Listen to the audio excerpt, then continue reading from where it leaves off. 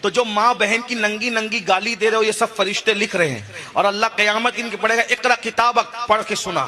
تو یہ اماں بہن کی گالیاں اللہ کے سامنے پڑھ کے سنانا، پھر سنانا، ہمت ہے نا سنانا، سنا پاؤ گے؟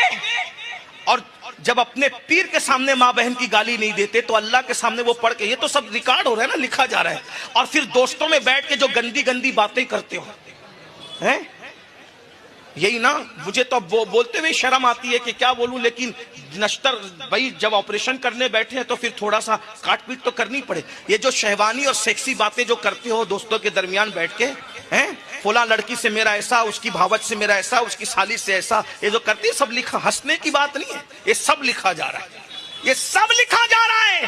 اور اگر مومن ہو، پہلے تو مومن کی بات کہی گئی نا، اگر سینے میں چراغ ایمان جل رہا ہے تو جو غیبتیں کر رہے وہ بھی لکھا جا رہا ہے، جو فحش اور گندی سیکسی باتیں کر رہے وہ بھی لکھا جا رہا ہے. اور قرآن کہتا ہے اللہ قیامت کے دن کا اقرا کتابک، پڑھ کے سنا اپنا نام ہے.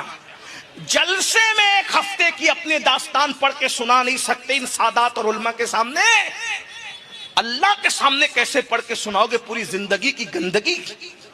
اور قرآن نے کہہ دیا تو کہہ دیا، جو قرآن نے کہہ دیا وہ ہو کے رہے گا.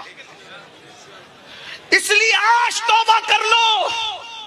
ایمان دل میں جلا ہے تو اس ایمان کا چراغ دل میں جلا ہے، چہرے پہ ظاہر ہونا چاہیے. کان محتاط رہے، آنکھوں سے کیا دیکھ رہے ہو؟ گندی گندی فلمیں سب ریکارڈ ہو رہا ہے اللہ کے یہاں.